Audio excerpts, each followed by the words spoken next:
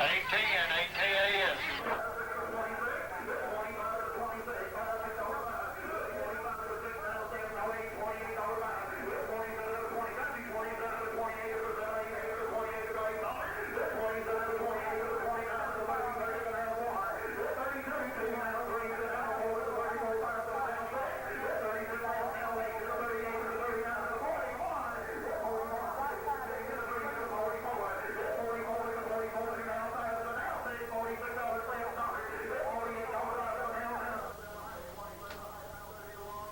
Look, I work at the butcher shop down the street. My boss man sent me up here to buy some beef. All you've been doing is auction off goats. When are you gonna auction beef? Look, the beef will be sold off at 6 o'clock. You don't probably work with anybody, do you? Nobody wants those goats. Thing for you to do is get on out of here. Oh, I will, but I suppose my work time is up at 4 o'clock.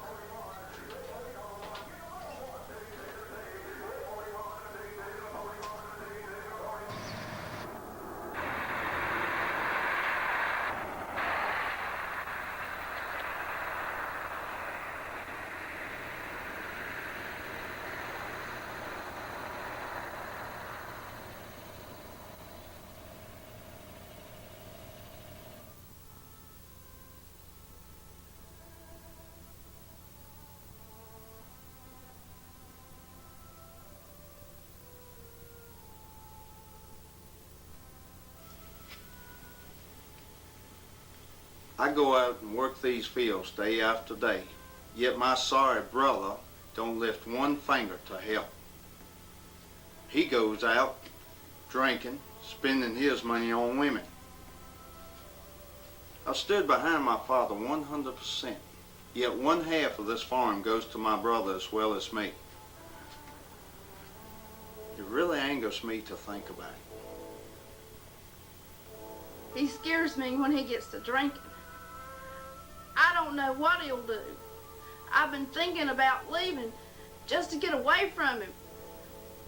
I'm scared of that man. You must stay on. You know Mr. Brooke needs you. Not only to keep up the house, but he needs someone to talk to. He needs a friend. And his other son? Well, he's a poor excuse for a son. I don't want to leave. This is the only home I've ever known. But that brother of yours, he gets crazy when he gets drinking. I'm afraid he might harm me. Well, he won't bother you in this house. That's right. I've seen it with my own eyes. Before his mother died, he came in late one night. He was drinking. He was cursing at his mother. Well, Mr. Brooks slapped him right down on the floor. He has a nasty right. Ron won't bother you in this house. He knows better.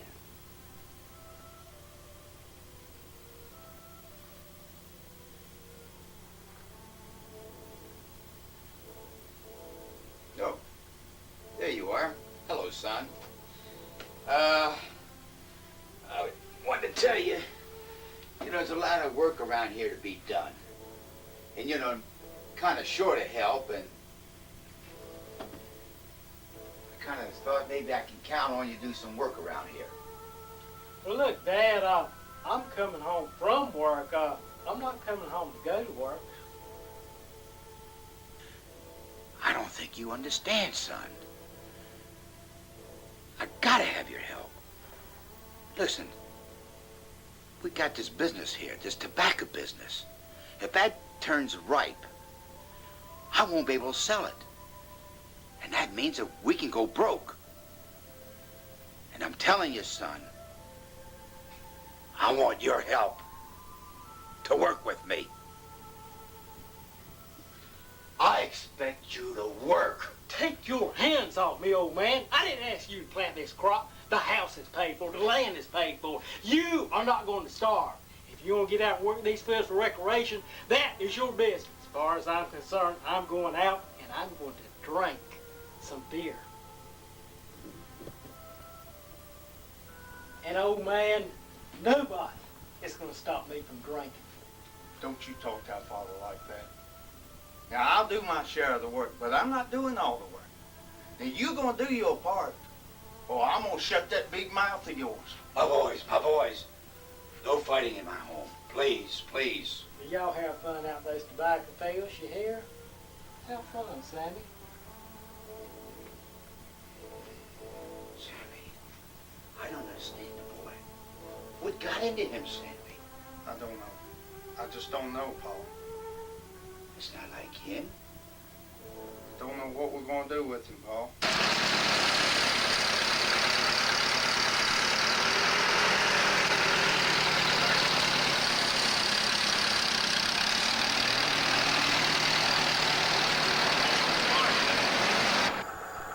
Okay, let's keep it moving out there.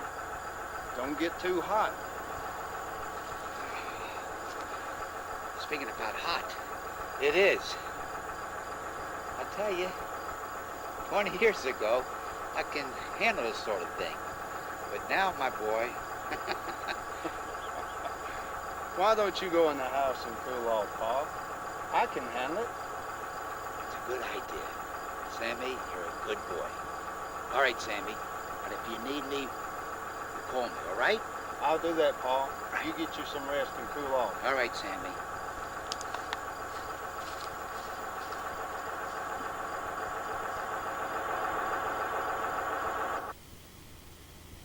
Woman, get me another beer out of the refrigerator and take this and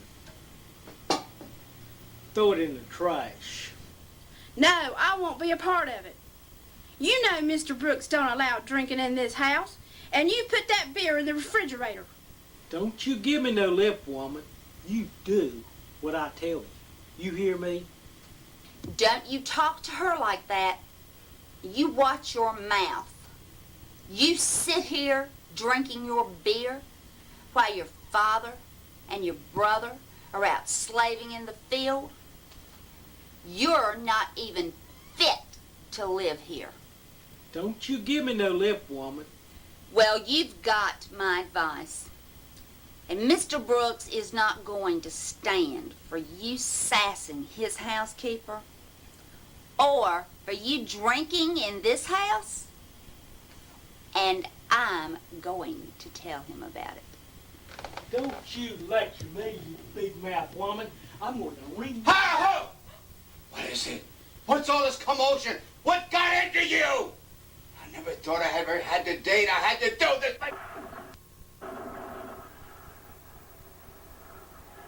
Now listen. Now that was enough. Now you don't come in this house and do what you think you can do. You got the devil in you. You understand? The devil. And I'm somehow, because I am to be your father, and I love you, my son, but you're going too far. I'm going to get that devil out of you somehow. And you don't come in here and bother these ladies. You understand? And like I said before, it's enough. And I'm going to have you leave this place. And I don't care where you go, but I want you to leave this place. And I want you to take a walk and just stay away for a while and cool off. And when you get back get back to yourself, I might have you come back here. But as of now, I want you to pack up your stuff and leave. Leave. Understand? Leave.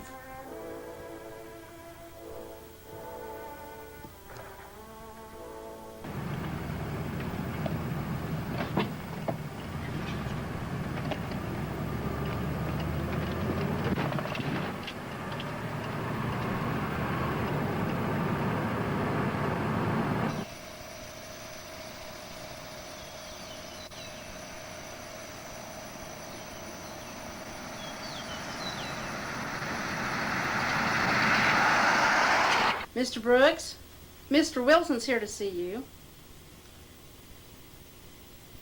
Yes. Bring him in.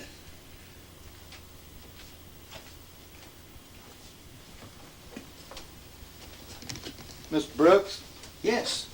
Mr. Wilson. Well, I'm glad to know you. Thank you, brother.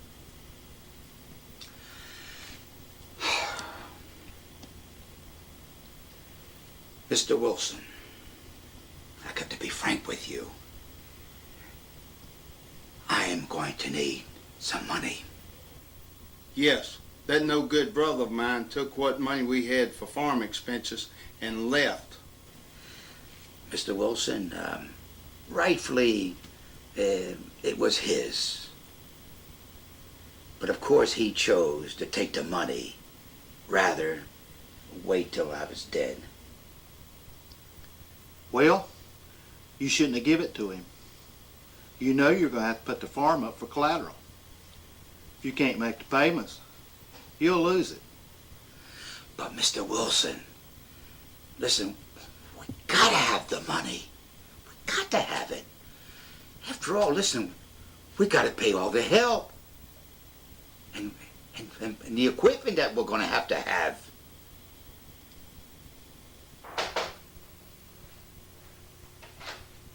Hello, Mr. Bird. Come on in. Mr. Brooks sent for me. I'm glad you could come today. Mr. Brooks has been so depressed since his son left. Maybe you can cheer him up.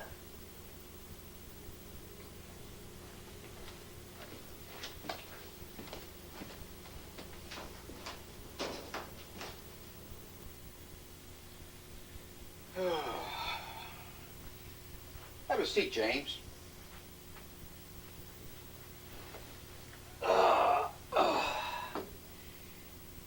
Yeah. About Ron. He didn't really run away. I just ran him off. Well, what I was going to tell you. Yeah, since my son Ron has left, it's a lot of work around here. It's a big plantation. Seems like the work is never done. So actually, I got a feeling that there's a lot. It's just too much for me. But I think I need a man like you, James, that's not afraid to give orders. You know, that's the way you get things done. So I got a feeling that you're the right man for the job.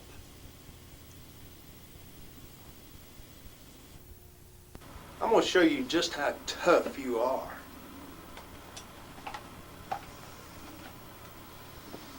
I've killed men with my hands before.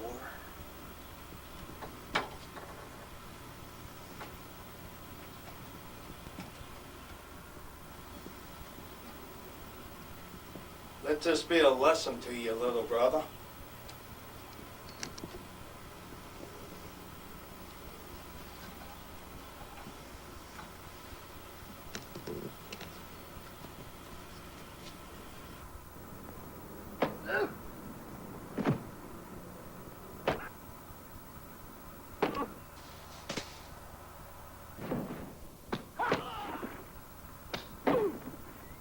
Look, this silence treatment has got to go. Understand what we're talking about?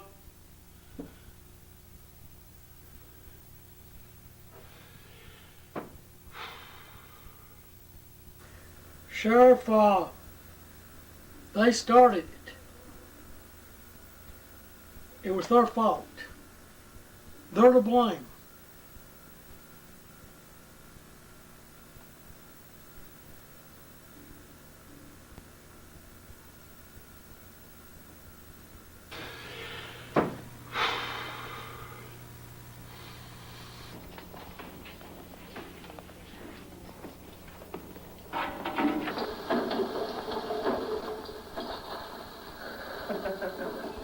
Well, now, looky here what we got.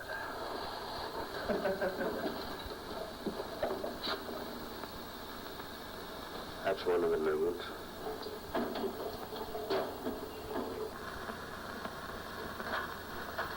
Let me take him, Chris.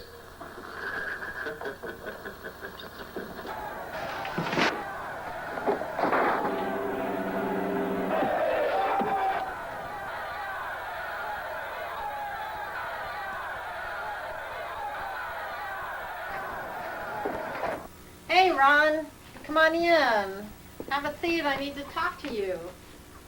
Goodness, I understand you're having a lot of trouble with those land boundaries and you're just getting in deeper and deeper. Why didn't you let me know? I could have helped you out. Well, I just wasn't expecting trouble at the time. Oh my goodness, it sounds like you're in really deep. That is just one day. Oh, baby, stay.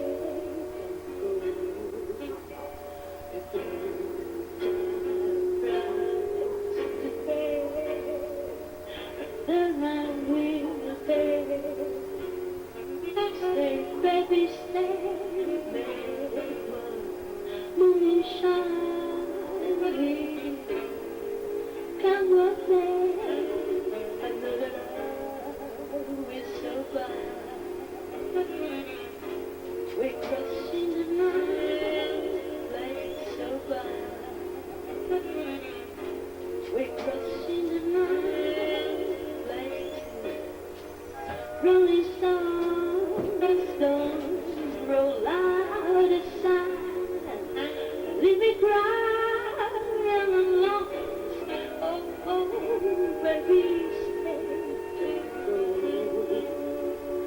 Girls are crying to pay. Then I will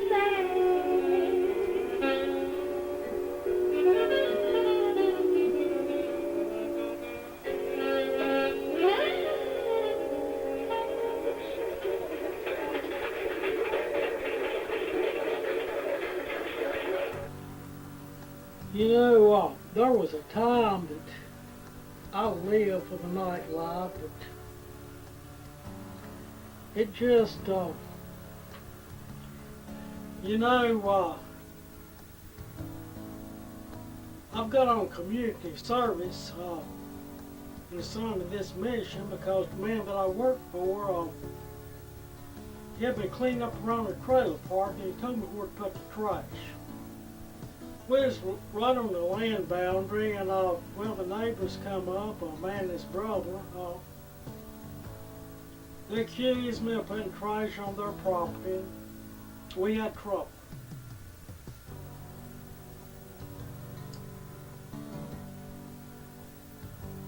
So what I'm saying is, it's either work at this mission or go to jail. And what it is, the speaker, part-time minister, he couldn't be here tomorrow. Well, I've been called to speak. Now, I know a little about the Bible, but not enough to be a preacher. So what it is, I looked in the book of Genesis, second chapter, second verse, and it goes on to state that God finished his work on the seventh day and rested. And the next verse, it goes on to state that he sanctified the Sabbath. Yet, it says nothing about church. He goes on to state that he hadn't caused it to rain on earth, and there was water on earth, but he hadn't caused it to rain on earth because they didn't have a man to plow the field. So in verse 7, he created man. What it is, I believe I'll preach on that. Are we required to go to church?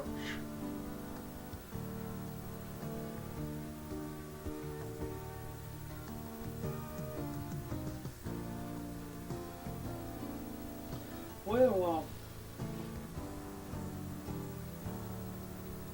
I hope to see you tomorrow.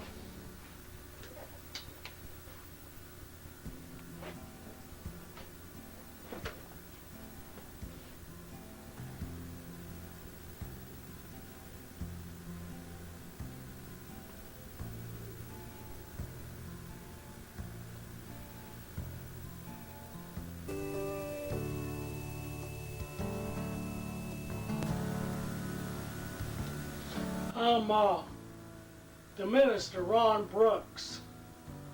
I'm filling in for the minister that didn't show today. So what it is, my sermon today is why go to church. We go back into the book of Genesis, 2nd chapter, 2nd verse. It goes on to state that God finished his work on the Sabbath day and he rested. In the following verse, he goes on to state that he sanctified the Sabbath and rested from his work. You can read it yourself, don't take my word for it. Now what I'm saying, it says nothing about church in this Bible. Not in Genesis. Maybe in other books, I haven't read them all that much. But I'm going to. Heard these preachers preach. This is the Lord's day. And they're right on up behind. He sanctified this day. Then they go on to preach. So you're worried about your Sunday dinner after they holding you half an hour more overtime. In some countries, they worship all day. What I'm saying is, they're right, but the Bible only states when God sanctified the Sabbath. And he rested on the Sabbath. If we're in church listening to some long-winded preacher preach all day, how we rested? What it is their choice. If they want to worship all day, but in this mission, anytime you want to walk out the door, feel free to walk out. I mean, why do we go to church? It don't state anything about it in the book of Genesis. Maybe worshiping God, maybe that's the reason. Praising him is not enough. Possibly God calls some preachers to preach. And he calls some people to listen. Possibly worshiping with the church family. It'd be a better influence on us as we go out into our everyday life. What I'm saying, I feel there's a lot of people driven away from church because there's certain preachers preach things that's not in the Bible.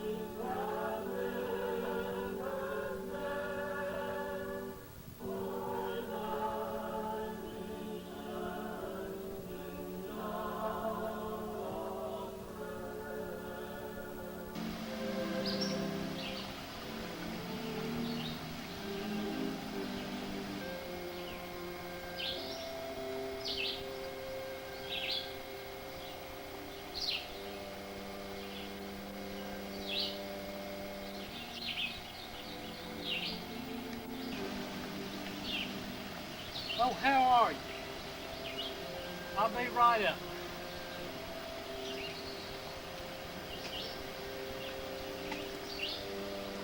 It'd be nice to have your company. And if you like, we could go to the house and get us a cup of coffee and get more acquainted. I'd like that.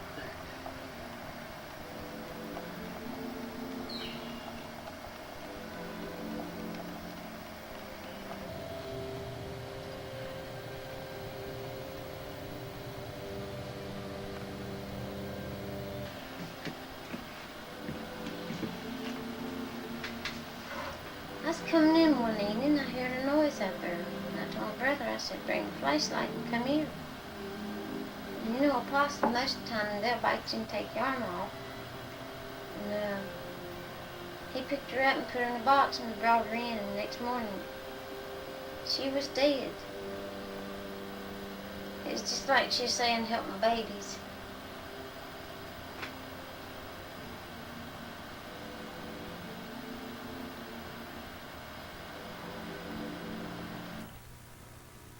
You know, it looks like you've been trying to get Tanya and I married off for quite a while now. And really, I wonder why. Ron, don't put that off on me. But you know what a good friend Tanya is to me, and I really would like to see a good man in her life. Right. You know, you men have worked hard today, and you deserve a good smoke. I realize this is the Lord's house, but I feel He rewards His children. Figure he does. Let's have That's very nice of you, Reverend. time. Yeah, we got a lot of responsibility, but well, look, it's worth the sacrifice. Yeah. Helping the people. Everything.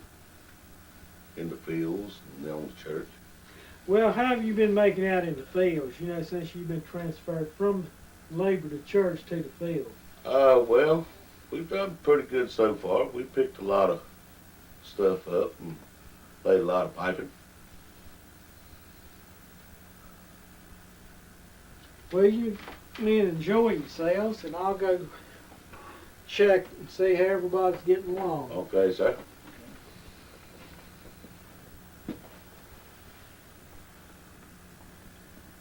Mr. Bryant,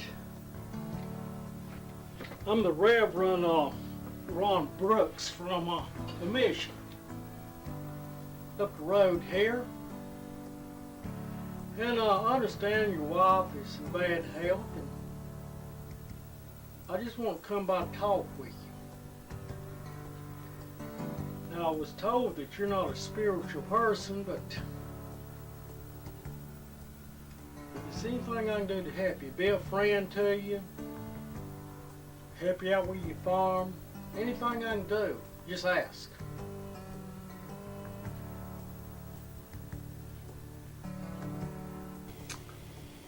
Well, when my wife was in the nursing home, I'll tell you, I had to go every day, at least 7 days a week to see her.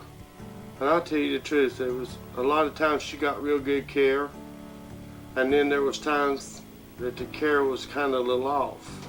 And so what I had to do a lot of times, when I go in, if I catch her, you might say in a mess or wet, I would change her beds for her.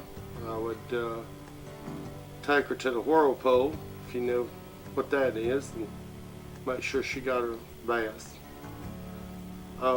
Like I said, I was there 7 days a week. I wanted to make sure that she was getting the right type of care.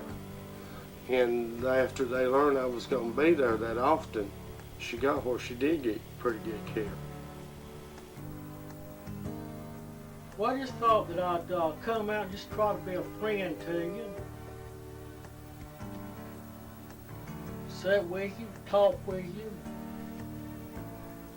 Anything I can do to be a friend to you in this time of need.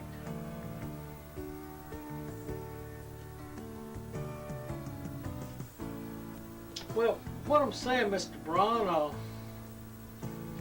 just like I said before, I was told that you're not a spiritual person.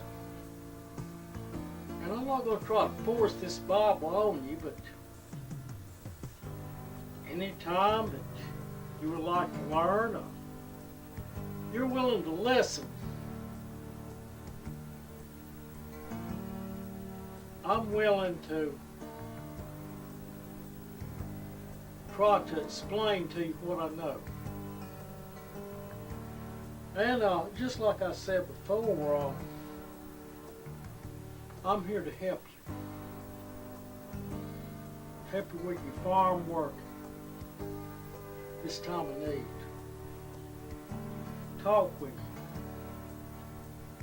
you. Even visit the rest home with you. You visit your wife if you would choose for me to do so. But I'm not going to try to force this Bible on you. But anytime you need me, just call on me.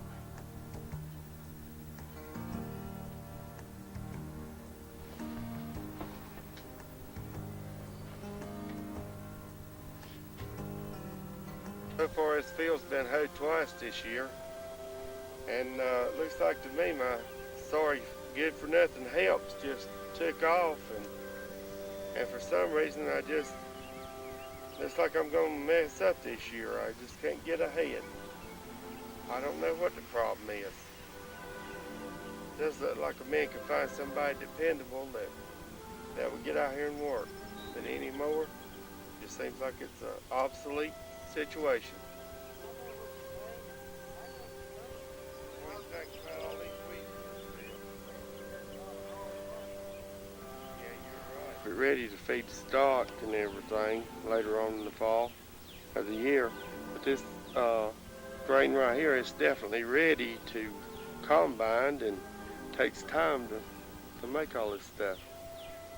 And we got all that to do too, as well as this tobacco. Anyway, we got good full heads this year. These are nice and full.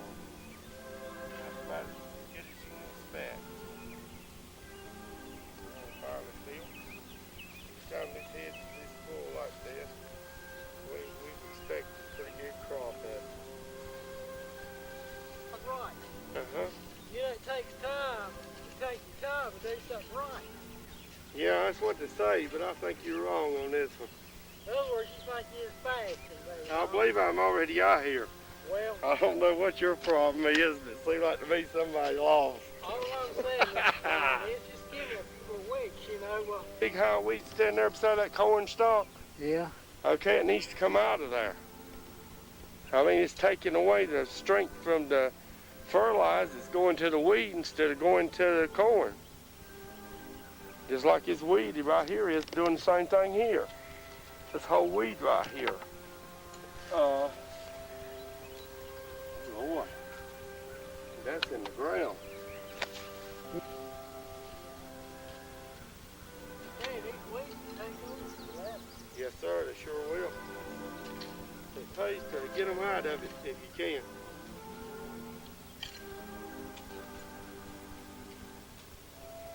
Yeah, here's another right here. Yeah.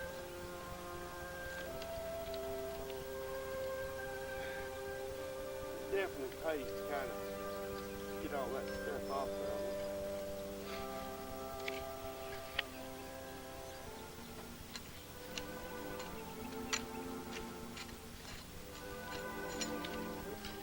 How about pouring me some more of this? I swear, this man about worked me to death today. You know, what they said about this man is true. I swear. I can understand why a lot of these people quit on him. They just can't keep up with him. I don't think it's all that bad a man. They just can't keep up with him.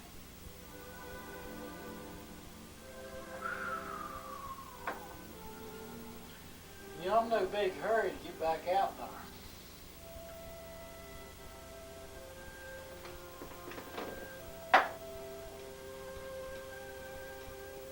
There's a lot of things I've done too. There's a lot of things I've done too, but I can't take them back now. No, I'm not proud of the things I've done, but, well, we got a new life now. We got a lot of responsibility. And I feel our mission here is to help these people. There's a lot of things we'll have to do to the church. That could be why we survived. To help these people.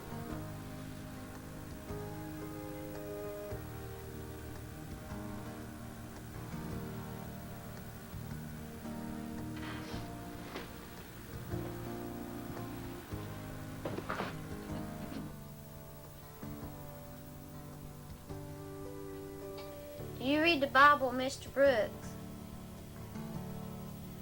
So I just finished reading John chapter 3, verse 16. It goes on to state, "For God so loved the world that he gave his only begotten Son, that whosoever believeth in him shall not perish, but have everlasting life." I mean, what I'm saying is, I've been the devil's helper most of my life, and I just don't feel that believing that verse is going to get me to heaven. Do you know anybody that knows the Bible word by word?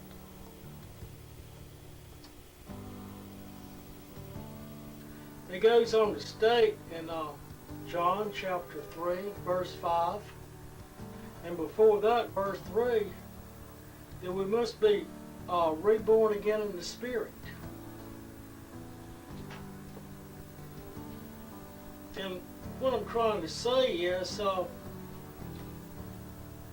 it's very necessary to believe John 3:16. If we don't believe, how are we going to be reborn in the Spirit?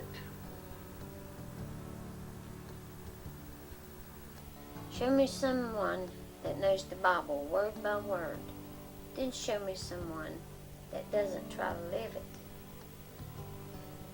No, I just don't know the Bible the way I should. I can't speak to anybody else.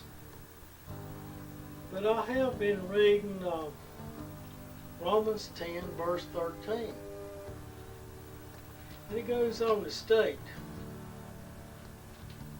"Whosoever shall call on the name of the Lord will be saved." I feel that when we give up our old ways and we turn our lives over to Him, I feel that we'll be reborn again in the Spirit.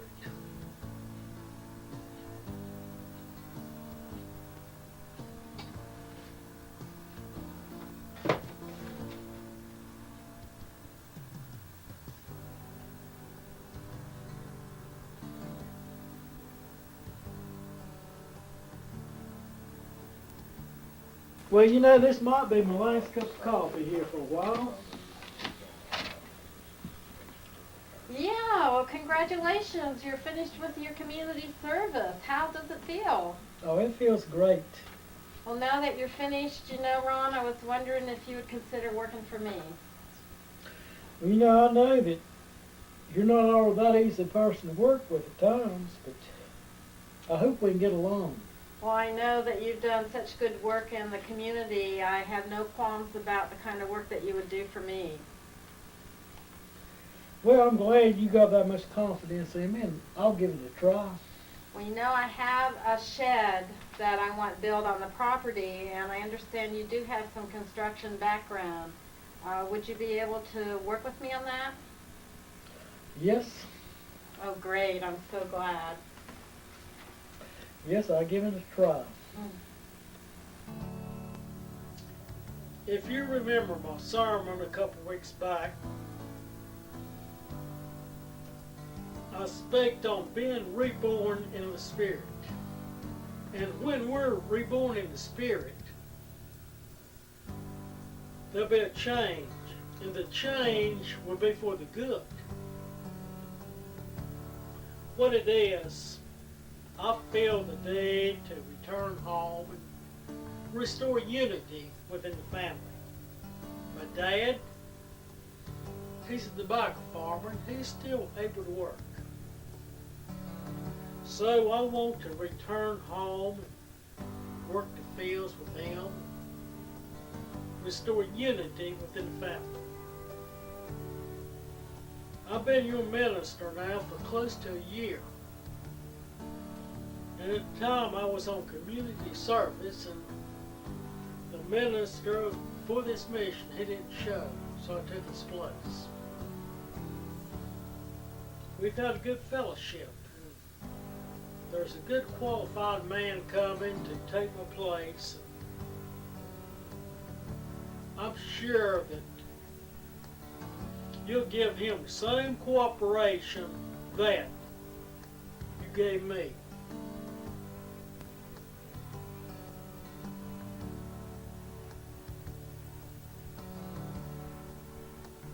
Thank you very much. What you want us to do? There'll be a position for you men in the church if you want it. I would encourage you to take it. Like working in the fields, nothing with the church.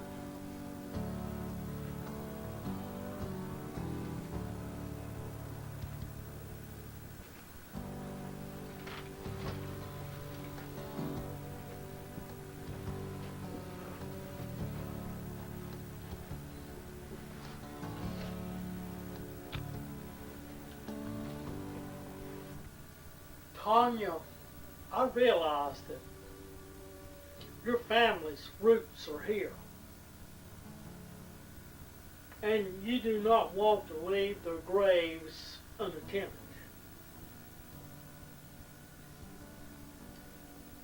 I can understand why you won't be going back with me.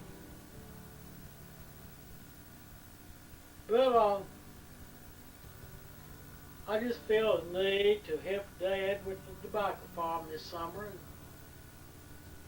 And when tobacco season is over, I will be back. And that'll give us plenty of time to think, well, do we want to be married or not?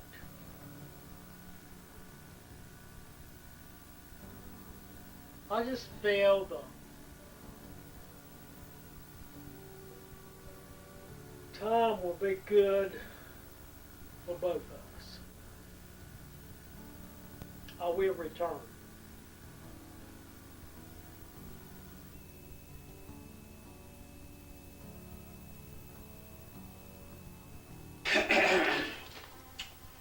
Well, and good old sports. Hey, did you hear the engine? You know, I'm expecting my son, Ron. That could be him. Excuse me, ladies. Let me see. Yeah, it's Ron. He's home. Yeah, my boy's here. Great. Oh, boy, I gotta go greet him. My son is home. He's home finally.